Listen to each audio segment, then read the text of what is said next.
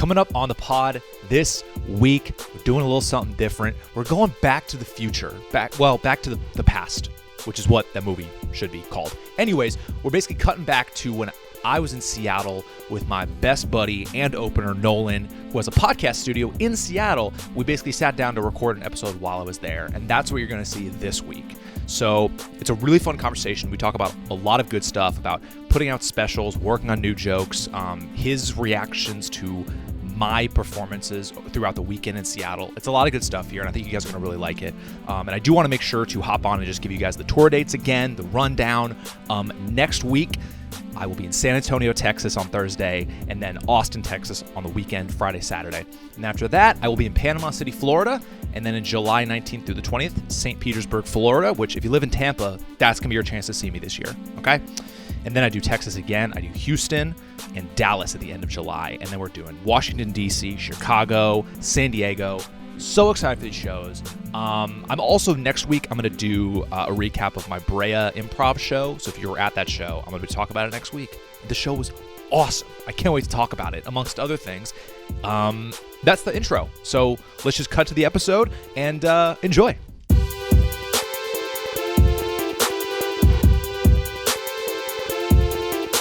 Okay, now this is the episode. It started. Let's give some context of what's happening. Everyone say hi to Nolan. Hey. Well, and, no. They say hi to you. Oh, okay. I fucked that up. That's everyone say hi to Nolan, and then they're saying hi. Yes, hey. And then now you can say hi to everyone. Hey, everybody. Yeah. Good to see you.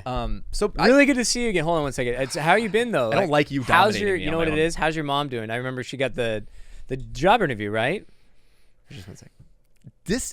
You're already dominating me on my own show, and it makes me so mad. You're in my studio. I know we are here in your studio. And I have such a relationship with your fans, and I know a lot of these guys. So that's good. I'm glad it went well. God damn it! We'll see if I regret this. Let's give some context what's happening right now. Don't ever touch me. Let's give some context as to what's happening, because this is a very different environment right now. Right. So the week they're seeing this, I think this is like we're 2 weeks in the past right now. So this is like Back to the Future in a way. Time traveling. We're time traveling basically. And what's happening is we are in Seattle right now on the day of Saturday. That's the dumbest sentence. I was gonna say the day of shows. A lot of people get confused unless you identify it as the day of Saturday. If you just say Saturday, a lot of people are like, "Is it the day of Saturday?" Saturday? You mean like a day of the week Saturday, or what are you talking about? Which Saturday are you talking about? So, and we were just in. And so Nolan is not only a comedian, but also like he runs podcast studios in LA and Seattle. Like I run shit, I think is what You're I a guy like who to runs say. shit. Yeah, I run shit. And we were like, well, let's just go in the studio and fuck around. And then I was it's like, blocks away from your hotel. And it's like a literal podcast studio, and I have a podcast. That's what they tell me, even though I hit the mic stand really loud and it's gonna sound bad. You would think I'd know what I'm doing, but 40 episodes in. But I was like, well, dude, why don't we just try to make an episode while I'm here? Yeah. And so that's what we're doing. Yeah. And so I don't know. I wonder if people are going to be like, no, get it back to how it normally is. I don't like this new setup, but the setup's kind of fun. You got to spice things up sometimes. Let's get it to where it's kind of like, sucks. Like, let's get it to where the background's bad. Everything's bad. Let's just where it's bad. Is it where the bad one?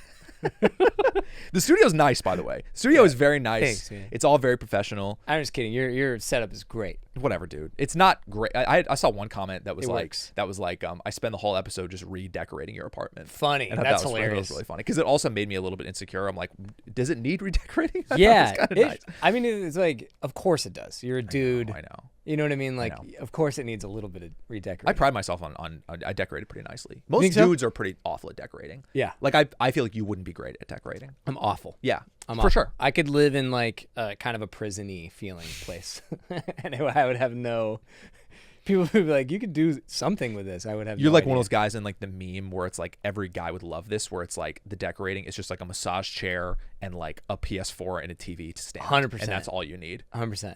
Yeah. And you kind of do only need that. Yeah, and even like choices are hard. Like I wouldn't even know what to put up. Like art, I don't have any concept of what would be good to put on the wall. I feel nothing when I see art, so I wouldn't know. It would do nothing for me. But you're also like you're like a actual adult. You're the age of a legitimate adult. Yeah, And do you mind talking about your age? I know you're very sensitive about it. You know what I mean? Yeah, I'm 65 years old. You look great. As a 37-year-old man, though, I feel like that is. Whoa. Sorry, dude. Cat's out of the bag. It's like I wonder if you are an adult. Like you are an actual full-fledged adult. Yeah. Easy. Yeah, it's over. Calm down. It's over for you. And I just wonder if you're like that should be the time when you're like, oh, I know decorating. I'm an adult person. I feel you're living like you're still like a skater in his 20s. You know what I mean? Yeah. Do you think I should get that skill? Is that what you're suggesting? I'm wondering if you want it. Do you even want that skill? You don't care? No. I don't care at all. No, I really don't. Is Betsy your wife Betsy? Does she just do all the decorating? Yeah, and she's not she's not particularly great at it either. Like she's definitely she makes it feel like a home and all that, but she's not great with art. Like she doesn't know that much about art either. Yeah. So she makes it feel definitely homey. Plants. I was gonna ask about plants. I love a good plant. You know what? I can get into plants. That's something I could get into. So aggressive. And just you're pointing me so hard about plants. Nice. In that shot. Shout out to the split screen. No, I don't. No, I'm definitely. This is 37. You get super comfortable with what you are and aren't. Yeah. And then you're like fully identified the things that you think you should get better at. And then you fully identify the things that you're like completely comfortable not ever getting better at. Yeah. Like you talk about your joke about cars. That'd be a great example. Like I Right. have no intention to ever get good at knowing cars or how to fix cars. Yeah, there's some stuff where you just kind of give up. You're like, I just won't be that guy. I'll live a life where other people, there's so many people in the world that are going to be good at things, and I'll have access to those people my whole life. People who know cars. You know enough car people that it's fine. I have my brother-in-law's a car guy. Perfect. Yeah, that's. I don't need to be a car guy ever. Some things I've just accepted as, I just won't be that guy. Like, for example, I've never ridden a roller coaster in my whole life. Right, that's funny. And I just won't, right? Yeah, and but that one, and that's fine. That one pisses me off. No, though. but it's like, I've just been like, I just won't do that, and I'll just never experience that, and that's a-okay with me. I can't be peer pressured into ever doing that. That's how I feel about certain like drugs. I feel that way about drugs. You are the most peer pressurable and also not peer pressurable. No. Here's exactly what it is. Here You are peer pressurable with drinking and nothing else. I can pressure you into drinking. Right. And we know that. And I haven't because I don't really like drinking anymore. Yeah. But yeah, I could get you because you love the moment. I love it. Oh, let's do a thing. Oh, let's go out. Let's celebrate. That's the moment's good. It's the impulsive fuck everything that was supposed to. It's the getting rid of responsibility. Fuck thinking about tomorrow.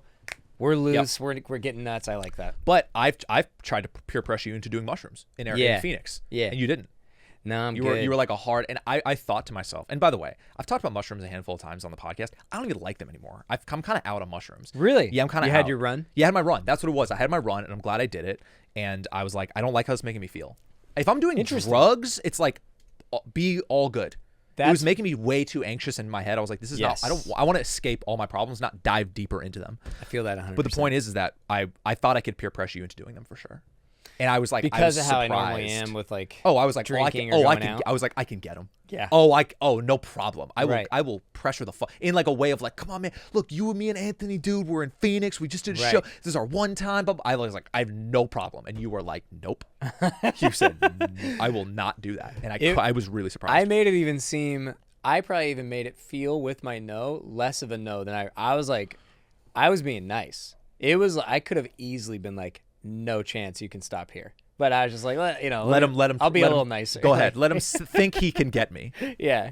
Now the drugs. But I'm with you with the roller coasters. Like certain people like, oh, try Coke or even just like DMTs got popular for a second. And I'm so comfortable with never having experienced that. Orgies. Okay. I feel sure, man. I feel very comfortable that I'm never gonna have that. Yeah, I don't think I will either. I can't imagine ever. Do people know about your germaphobe thing? Oh yeah, if that's okay. Oh okay. yeah, because I feel like that would be a germaphobe nightmare. Gotta be. Oh yeah, like that could be one of the big reasons you'd be out. One of the first experiences I had with an orgy. No, with my first orgy with writing a bit and knowing how funny it is and I can't make it funny was about an orgy. I had this joke when I first started. I think it was like 2-3 years in. It was right when I moved to LA. The joke was, what if you are, I don't know if I've told you this before because it's a story around it. I said the bit was basically, what happens if you're the guy who finishes first at the orgy? Right. What do you do? Do you just like Fahim did it. Exactly. Yeah. I was like, what do you just take off? Like, would you Funny. know? And so I basically was like, how, and thanks for ruining the story. Sorry. Oh, okay. So I didn't know. No, I I'm didn't know kidding. that's I'm where it was kidding. I'm going. kidding. I'm kidding. That was the whole thing, was that I couldn't figure out this joke, and then I watched Fahim Anwar basically do the entire joke perfectly. Without ever seeing me do it, obviously, because I was an open micer and he was a Comedy Store regular. Right, but I just watched him do my whole joke, and it was like, that's it. Damn it. That's the joke. I was like, that's what I'm trying to figure out, and I watched a professional do it. Man. And it was also kind of comforting, because I was like, all right, like, it's the idea's there. He did it. It was like, it was executed so perfectly. I was like, totally cool. And we look up to Fahim a ton, so it's like seeing somebody you really look up to hit a premise. You're like, okay, cool. Well, especially because Like, it was I'm like, good. oh, we're on the same wavelength. That's huge. Exactly. Oh yeah. Well, speaking of wavelength, also, I do want to. So the way these episodes are going to work, I'll have dropped my Seattle recap episode, and then this is the next week. So I've already talked about all the Seattle shows, but since you were a part of them, and we don't know how Saturday went, by the way. Right. We have no idea. Pre-Saturday. No idea. This is hours before. So if something insane happens, we don't even know yet, dude. Wow. That's actually kind of exciting. Now I'm like looking forward to making tonight weird. Yeah, because who knows what's going to happen. So this is all out of order. But we did Friday, and I talked about the early show, how it was kind of like weird and sad in a way. And this is so weird because you haven't talked about that yet. I know, but I know you're gonna do I that already later, know I'm going to talk about and it. now you're referencing a past episode that's gonna happen in the future. That's so funny. Isn't that crazy? Yeah. This is Back to the Future Part 4. That's cool. That's what this is episode fun. is. And so I also talked about The Late Show and how it was this very unique experience where I was this crazy loose version of myself, took risks, was way too honest. And I real quick would like to hear from your perspective, who basically sat and watched the whole set. Yeah. Like, I would love to hear what you thought of it, just from your perspective. Yeah, the racist stuff you did was honestly uncomfortable. Damn it. That part was uncomfortable. But other than that, I love the choices you made. Thanks, dude. I'm an artist. I really love the choices. Yeah. No, you were like, we were joking after, and like it was a hard environment, which late shows can be, and it like forces you to be present, and you kind of have to like pivot. Like, you can't just stay in the pocket and do material. Like, it's better to be present and talk to them and own the room. And you did, and you, every level of like owning the moment and talking about, like, you'll probably talk about it in the future, but like talking about how late shows are rough. Yeah. And like taught them about comedy a little bit. Right. And like every amount of that, it didn't alienate, because you can do that and fuck that up and alienate people, and because they're like, what, is this bad? And you brought them in, and by the end of it, it felt like everybody was so on your side, and it felt like they were a part of a unique experience. Yeah. You gave them the sense that they were part of something special. You guys just got to see a pretty unique thing that nobody else got to taste. And they could feel that, and they were stoked on that. Yep. And that was cool. That's awesome. So I'm complimenting you. That's awesome. No, I appreciate that. And I don't want it to make it seem like I'm literally just, hey, compliment me. But No, I actually I wanted to know from Tee it up, baby. because I'll you also compliment know me. You know me so well, and you know comedy so well. I just thought it was a very, like, it was cool that you watched the whole thing, because it was a very unique, different type No, of show. because you could have, I mean, we did, dude, it was a rough. we could sit here and it could have not gone well, and I guess we yeah. could post game that, and that would be like rough. We wouldn't be talking about it, probably. We probably and it wouldn't could be have talking been, it mostly should have been rough, because it was like such a hard room. Yeah. Like such a hard room. And Yep. so it was like, I think that's why and I know I've already talked about this, but I think trying to translate that same energy into a sold out show. It's like that same late show, loose, fuck it, loosey-goosey version. It's like, how do I translate that to when it's packed and the pressure's Right. on, So like, that's the next challenge for me. And I'm going to see, for tonight, that's the challenge for me in 4 hours when I'm on stage, to see if I can actually translate that. Do you think it's like stay in the pocket for the first 5 minutes? Like, give them the first part of this Yeah. is the show. Yeah. I'm a comedian. Yeah. And then see how the first 5 minutes goes on every level. Yeah. And then choose the next half an hour. What areas of weirdness do I want to play with? Because If you're just hammers out the gate, then you're like, just stay in the pocket and crush. And just, yeah.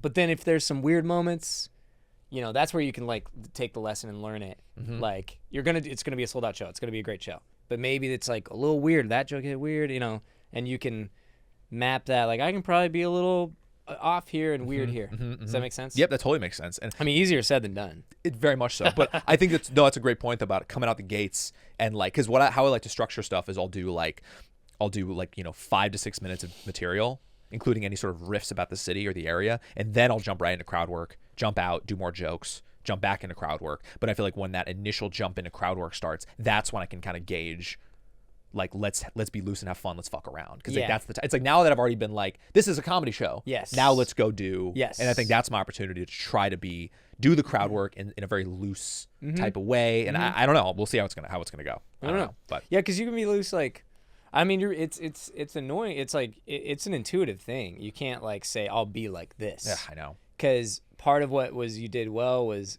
calling out the situation, which was like, this is weird, light crowd, tough energy. And you can't call that out in a full room that's going well. I know. So yeah, that's not where you can go with that. Right. But the idea of just being present, like if in theory, maybe it goes well in the first bits, the first 5 minutes or whatever, and now you're present, and what you can do is be playing more and silly more. Yep, that's exactly what it is. That's the loose thing. That's exactly what it is. Just not the calling out anything. Hopefully there'll be nothing to call out. It's even if they're barely on a sold out show, I feel like that's just not the move. I think there's no way. There's almost no way it's. Well, you guys laugh hard at that joke. I thought that would be funnier. It's like, don't do that. No, don't do that. No. If anything, it's when the kind of the improv-y stuff starts. It's just being like sillier. Yeah, it's not as much like. How do you think you got there, like mentally? Was it just like a fuck it feeling? I don't know. Because you really did get you instead of feeling. This is what makes a headliner, folks.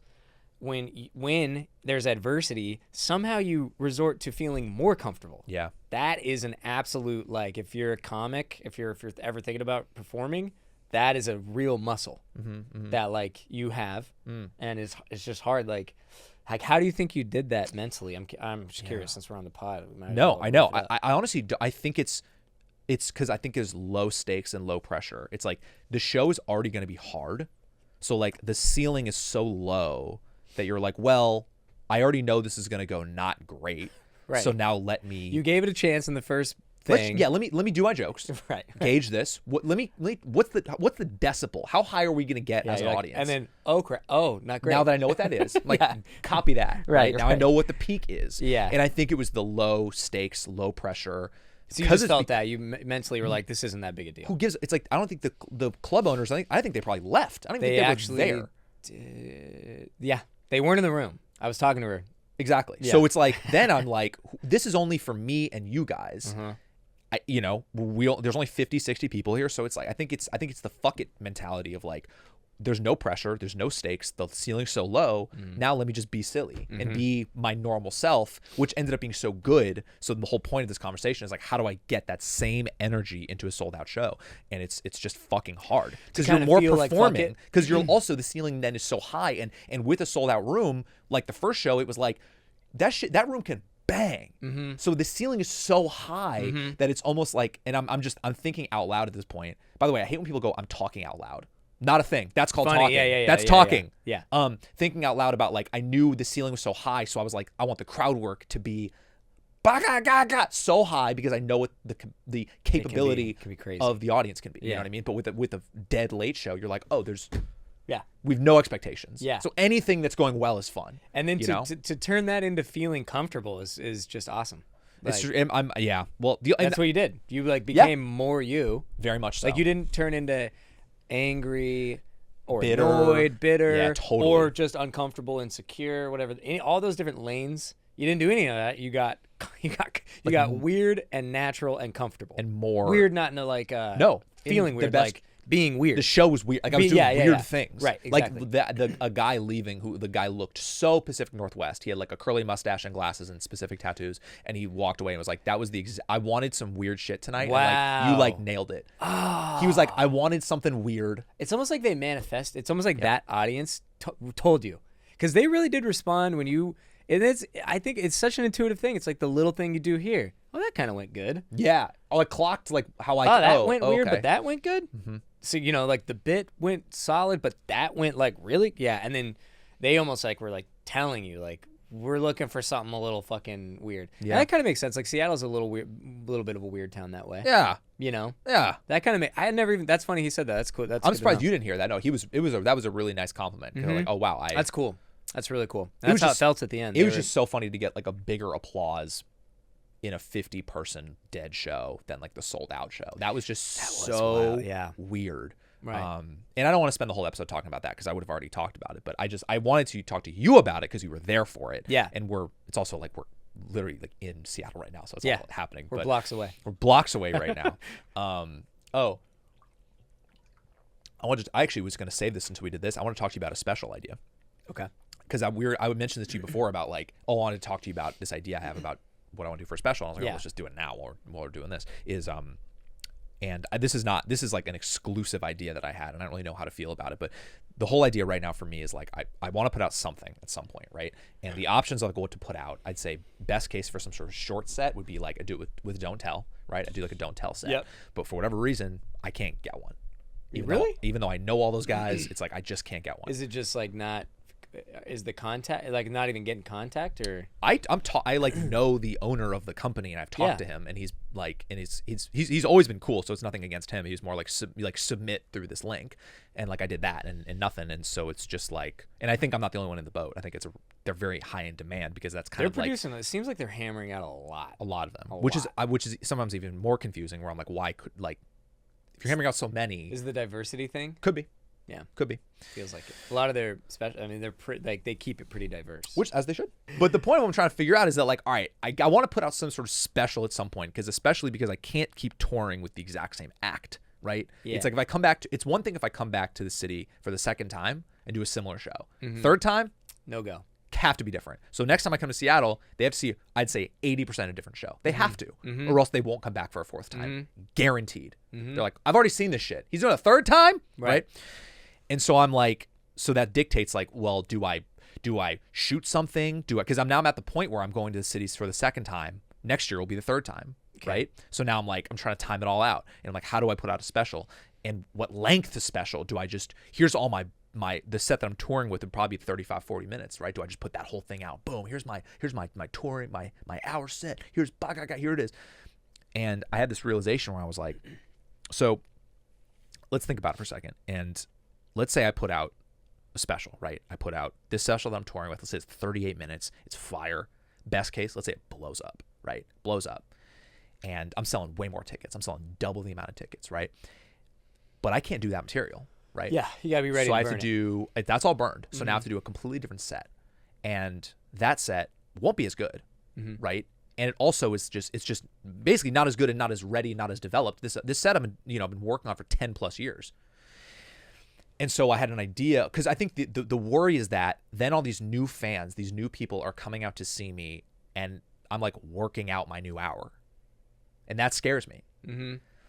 And the idea I had was, what if I put out something even shorter? What if I put out a 15-minute special, and it's banging, right? And it's shot like perfectly. It's all very high tech, right? High professional. And that's out. And so when they see me, I feel like I'm then, and I still have, let's say, the other 20 from that set, and then the best of 10, 15 minutes of the other shit, right? Including crowd work, all that stuff. So now the show they're coming to it's a really good show still. Yeah, you still have 20 minutes of the heaviest hitting stuff. Exactly. Yeah, I mean, does that make sense? So I think that's, and before I hear your thoughts, I want to make sure I get like everything out. So just the worry is that, again, just having people see just like me on like all these new eyeballs on me, and they're just seeing me work out shit. And I'm like, I don't want that. I want them to like, I don't know, I want like a better product to show them. And so now that you say it like that, I mean, like, what do comics do? Like, what does every headliner in history do in that process? Just get good, like work your ass off to get an hour before you go on tour? I think so. I think it's got to be what it is. I think that's what it is, I guess. Yeah. Or you spend, but it's hard because like I don't have the luxury of like, oh, let me get up 3 times a week in LA and work out the new stuff. It's like, no, I'm still like have 4 shows a week. Okay. Or 4 or 5 shows a week, and one of them probably is bad. So it's really hard to be just like churning out material all the time. Right. And maybe I'm approaching this from like a fear-based mindset of like, I don't think I'm going to have enough good material, but it's more just like, I want people to see this set. And if I give it all, and if the special goes well, then they're not coming to see it. I've been thinking this for a long time, that I'm pro the 20-minute special. Right. I think we're in an era where that's like everything just gets repackaged because TV used to dominate the release of everything, but it's like you can repeat the TV format with the internet. And the Comedy Central Presents half hour was the breaking half hour. Yeah, we've talked about for that. all of our favorite comedians, and those are 22-minute specials with commercials. I know. So that's what I'm saying. So like back in the day, it would be a 5-minute set on late night. It'd be a 7-minute set on premium blend, or it'd be a Comedy Central Presents 22 minutes. And that whole arc, that whole walk up got you to, oh, I'll go see this guy do an hour. Right. And then that happens for like 5 years while you're working out pieces of the next hour. Right. And you're on 2 laps. Right. So to me, a 20-minute special that's absolutely murdering is it's kind of follows the path of the history of comedy. Right. Like Seinfeld, you think it's like go way back. Let's go to Seinfeld. He breaks on Carson. Mm-hmm. He becomes a headliner because of 5 minutes on Carson. For See real. what I'm saying? So yeah, for it's real. 5 minutes that got him to now you come see me. Right. And so I think that's what I like because I've timed out. It's about 15, 17 minutes. And like, that's what it would be. And to me, that's like everyone's going to watch that. 15 minutes. I think we're in a new era where we got to realize like what the mechanics of TV used to do for people and just repeat that. But people are still putting out, and I didn't mean to interrupt you. People yeah. are still putting out long specials, though. That's the thing. People are still putting out hour specials. And Which, I'm just which like, people? The one that are like most way comics, down the line? A lot of comics are doing that. Yeah, but those guys are the guys that already had their half hour out. Those are guys that are way past. Well, not even. No, it's like which it's guys are you people's talking about? first special. You don't have to name it. But No, it's just it's their first special. Comics' first special. It's still like 55 minutes. Do you? I mean, without saying names, do we know any of those guys? Are you gonna ask them? Hey, how's it going? I'm sure it's going great. Like, how is I saw the one shows today. going? I saw one today from a comic that I've never even heard of. I think he's a New York guy, but his special has like almost 3 million views. What I mean is, how are the shows going if they're touring now? Yeah. How is that going? Well, that guy that I'm thinking about, he is like I think he's doing weekends everywhere, so I'm sure it's going well. But how are the shows going? That's the question. Like the quality of the actual show, who knows? Like the answer to the question that we're asking is, are you doing that material? You must not be. There's no way. So what did you do? Right. And how is it going? That's the question. Yeah. I think that you are not giving yourself enough credit of how well you're going to be able to handle it. Like you do crowd work. So you're automatically going to fill the show with heavy laughs at 15 to 20 minutes. So you got that always as the base. Then I still think 20 to 30 minutes is like the safest and easiest way to do it. I think you lose nothing by doing an hour. I actually am so curious of people. I want to know from people. Do you watch hours? That's what I'm saying. And I don't think they do. I don't think they do. Maybe it's their favorite comedian, they might. But some guy they like if it's an introductory, like this is my first time seeing you type of thing, I think 20 minutes to a half hour, You'll watch the first 10 minutes and then I mean, dude, it's what's even crazier is that like Andrew Schultz figured this all out like 7 years ago or 6 years ago, and like I feel like people forgot. His first special was 15 minutes. Exactly. On YouTube. Exactly. And it was because he got rejected from his hour. He was like, he had an hour. He tried, all the streamers said no. And so he said, let me just chop it up, put out the best 15 minutes. Right. And that was all it took. And then he started selling out. So I'm like, that model, there's no reason, and I'm only going to talk about myself because that's all that matters for the conversation, is like, there's no reason that same thing can't happen to me. Right? Put out a 15 thing, it blows up, and now I'm already selling a cool amount of tickets. Now it's all of a sudden we're up, and when I get to that point, I just want to feel like I still can perform some of the jokes I'm doing now for those people that haven't seen me yet. Do you know what I mean? I think you're making it too hard on yourself. How so? I mean, it's good to think about it, and it's good to talk about it, but I think it's that easy. What's that easy? Do 15 minutes to a half an hour. Do whatever amount you want in that range. You lose nothing. Yeah. You lose nothing. I don't think 45 minutes does anything in terms of like the breaking set that's the first time they saw you. Like, you could sell out if there was virality to late night sets. That could still work. It's 5 minutes. Yeah. It doesn't matter. It's like killer 5. And I don't think it's even up for debate. I think it's been that way for the entire history of TV and comedy, and now we're just in the self-started way, and it's like, well, think that way then. Mm-hmm. Map it that way. You do 5 on late night. That used to matter. That's 5. Mm-hmm. Maybe you get some Tonight at the Improv set on TV. It's like, what, 10? Probably, yeah. It wasn't half hours. No way. And then Comedy Central presents. So you see what I'm saying? Yeah, it's the old model. It's and like going back to everybody followed that model. Everybody we look up to. Yeah. Mulaney, he did, like, he had a Comedy Central Presents. Mm-hmm. New in Town, I think it was like a half hour. No, that was an hour. Was it an hour? Yeah. But it wasn't his first one, that's my point. Yeah. That's what I'm saying. So I don't know. I feel like we have, as artists, like, we can be so, especially And he did a late night. There you go. I didn't mean to cut you off. No, and as artists, it's like we just have. I feel like we're losing touch of like how much freedom we have. I feel like people are still following this model, and I'm the one who's still thinking outside the box, and I feel like I'm wrong because not enough people are doing it that way. And I also get insecure because I don't want other people and comedians in industry to be like, oh yeah, he can only do 15 minutes or what. Oh yeah, you know? And I think that is horseshit, right? Because it's like, who gives a fuck? And if anything, that will then propel me into more eyeballs, easy to consume, right? And then it's like, then I'm already, it's like, come see me. And then after that, I can do whatever the fuck I want. I can put out another thing 3 years later. Who cares? Also, nobody will think that. If you put out a 15-minute special that hammers, no comedian's going to be like, what? I don't think so. No, they definitely won't. If it murders, you're going to just be like, cool. Yeah. I mean, that's what don't tells are. Yeah. All these don't tells are 12 minutes long. And it's breaking people. Like seven minutes. That's what I'm saying. It's breaking people. Yeah.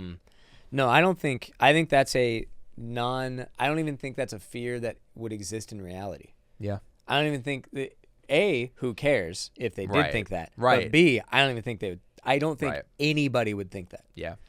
If the fucking thing that you put out crushed and even if you're murdering. And even if they did, who gives a fuck? Exactly. Yeah. So you can take it one step further. Because all that matters is me and the fans and getting more fans. And I really don't even think, who would think, because I do this too. I think the insecurity about the judgment of other people is like the thing you got to figure out a lot of times in life to be able to take risks and progress.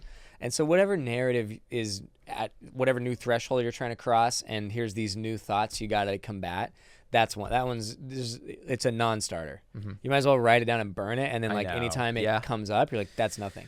The idea of the judgment of like which comics, like literally loser comics. And I mean that not like in a judgy way. I mean like assholes. Yeah, you know, for sure. So, so that's where I'm at right now with it, and that's the idea, and just shooting it next year, forking up the money and making it, do like a 3-camera shoot. Yeah, I should be your manager.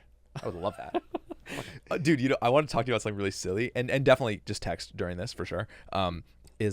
What's that? Don't make a call. No, I have to remember to do the phone bit later. Yes. I was doing this for people for I was doing an act out where I was like on the phone, and then on the Late Show I was like, wait, how do I cut? What's the phone like? Yeah, I should almost just cut that. I was gonna say do it tonight. If it goes good, cut to it on this part. Yeah. Right Okay. Cool. I'll cut to it now. Let's get You know what? I called her and I said, "Hey, what's going on?" This is my phone for some reason. Hey, what's going on? I can't do this anymore. Does this count? Hey, what's going on? Hello? What even is this? I don't even know. Hello?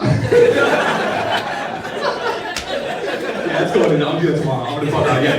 Tomorrow, I'm gonna sit next tomorrow and like not know what the phone is, how to hold the phone. It's like, okay, cool. All right, action. So hopefully it worked. I know, right? If anything, I'll just cut to the Late Show and be fucking around with it. Just cut to a video of Bernie Mac.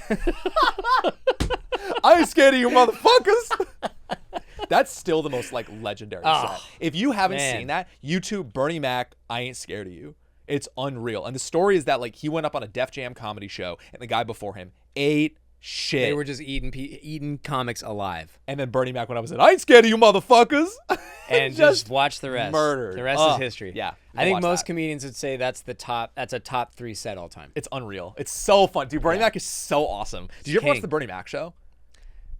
A little bit. Yeah. It was good. I liked it a lot. It was really good. Yeah. That was like my stay home from sick I feel like it was show. Connected to, I feel like it and Malcolm in the Middle were happening at the same time. Totally. That's an era. That's like my era of like, you watched like The Price is Right when you were like, home from school sick. Sure. I was watching like Malcolm in the Middle. You didn't watch Bernie The Price Mac is Right? Show. Never. That's not relatable? Not really. Not really. No. Funny. I never. That was just who I was. I watched like other weird. I watched like the Three Stooges and like making of movies. I would watch like behind the scenes stuff with movies when I was like 5. Funny. It's like that's funny. I would literally, it was in the morning. I wake up like 6 a.m. and I would watch the Three Stooges at first. Yeah, and then read a after newspaper, that, get a coffee, get a black coffee, read the newspaper, check on the kids, mow the lawn, walk the dog, and beat my wife. And went too far. Well, she had it coming. Went too far. She had it coming. Yes. And I'd watch the making of movies, and it'd be like the behind the scenes stuff of movies. I was like 5 years old, and that was like the start of me being like, I'll like all this. Cool. That's cool. I like all. That was like my first, which makes sense because it's like Three Stooges. I'm a very silly guy. It's like that all makes sense, and then it's like the technicalities of filmmaking. It's like that's all me. Yeah, that's your. That's origin who story. I am. Totally. That's my origin story. Yeah, Stooges, man. Shout out, man. Stooges are so funny. Weird to watch it now because I feel like a lot of it does not age super well. No? I mean, bro, it's like the 50s or some shit. It's just like No, it was like the 30s. probably right. Yeah. Was it like the 30s? That's 30s, 40s. crazy to think about. Yeah. Isn't it even weirder to think about now that we're in the 20s? I know. Like people look back and be like, "Oh, remember the 20s?" And we were born in the 1900s. Oh, That's gonna be a no. thing, dude. There's gonna be a kid in 2100, born in like 2000. Yeah, no, you're right. Like no. 2096. Yeah, the year 2090. He was born in 2096, and he's like, now it's like 2110. I can't even do it. Why is this so hard? No, but it's like that's the same thing. But they're gonna think about it, like my great grandpa Will was Burkart born in 1993. You're like, whoa, was he using muskets and fucking? Yeah. Oh, that's so old. What was he using, a cell phone? That'll be like Literally. Oh, was he talking that'll about just be like in your head now. Oh. Cell phones will be just like in you. Yeah. He had a device. He held his phone and talked. He talked into a phone. Phone How bit. crazy is that? It's like, hello. And then he'll be a comedian doing this. He used to be like this. Remember this? Yeah. Dude. That's a deep callback to a joke they don't know. What if I forgot to cut it in? I know. Now you have to, because now we have like layers of that joke. Dude, every time I'm in an elevator and we're going down to the lobby and we stop at a floor, I get out every time. I go, huh, and okay. I don't even look to see. You don't what have floor the it is. muscle of let's I just wait and immediately see. go, well, this is, oh, and then I have to like scoot back in, and it's like every time, and I don't know Yeah. how to get around it. Yeah. I don't know what to do. I mean, it's like basement. This is me. Like, Guy DMs you, he's an elevator coach. I need that, dude. I need elevator coaching. I bet that there'd be enough people. I bet that'd be an industry that could work. Elevator All he needs coaching. is like 20 people. Like where to stand. Yeah. Has anyone ever done that bit about Where to stand. like standing wrong in an elevator? Not that I can think of. Like it'd be like to get an elevator and just face the people.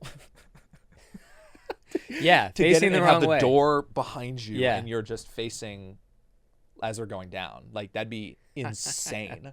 Yeah. Because you all face the same way, Right, And right. you don't say anything. Which, by the way, sometimes I will start holding my breath in elevators because we're just in this weird unventilated box of germs. Funny. Yeah. So that's just a weird thing I started doing. Elevators it's funny. There's so much phobia about elevators, and you have a few.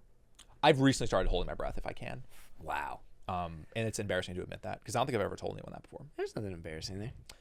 But what That's if like you, low. That's low level embarrassing. Yeah, I've probably way more You know? embarrassing things I could say. Yeah. But I want to.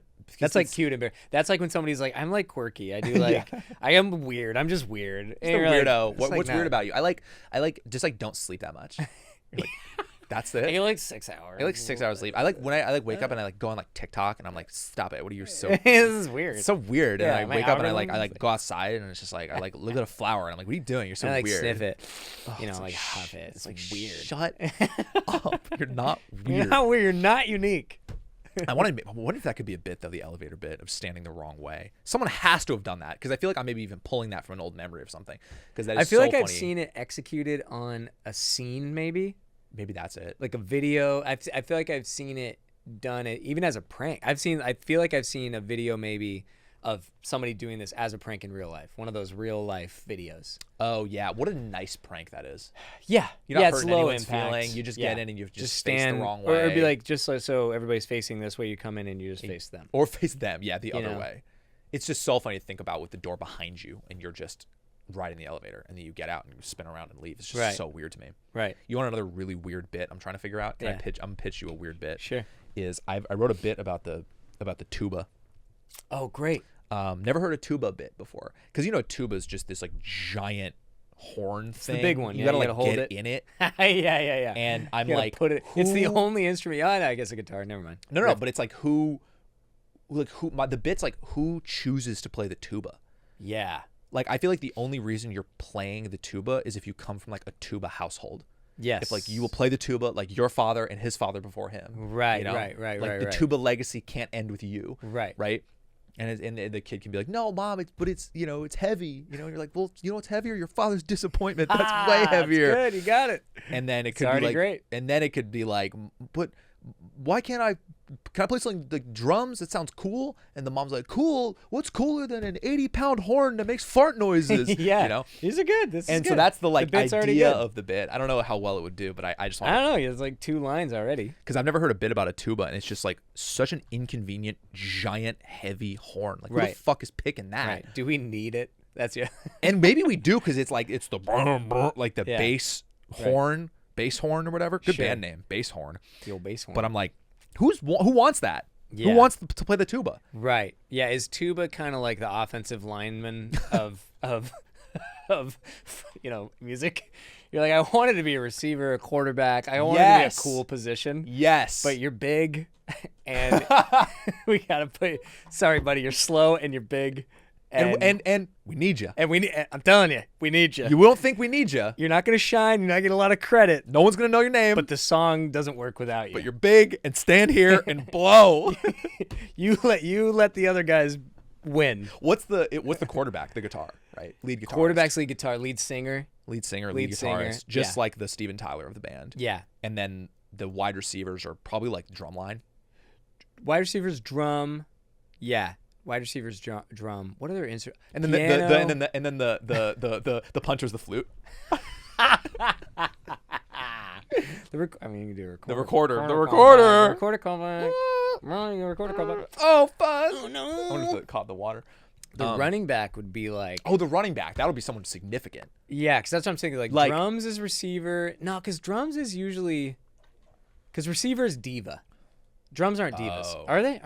Drums are little divas. Yeah, they're putting on a big They're show. cool, a big show, Yeah. like flashy. They're flashy. Drums are. Yeah. Yes. Okay. So receivers, drums. Flashy. I think running back could just be bass guitar. I was gonna pitch something like But that's not as fun. like a saxophone. Sax. Yeah, or maybe a piano. Maybe like a keyboard. It's not because running back is like very important, high use, tough, fast. Mm-hmm. So it's like guitar, That's what I'm saying. bass, Kind of yeah. bass. yeah, because they sometimes. Well, you could split it up. If we're doing bit talk, lead singer's quarterback. Take the guitar away. You're right. Now the guitar is the running back, Okay. and now drummer is receiver. Drummer's receiver. If you separate the two, the guitar and lead singer, now you Yeah. got two positions. And what's maybe like a tight end? What would be like? That's bass. Yes, tight end is such a bass player. You're right. And then tuba. And then dum dum dum. Yeah, that's what I'm saying. I think we figured it out. Yeah. So that's my tuba bit. Might have an analogy going. It's 4:30. Yeah, we should probably go. We should probably go.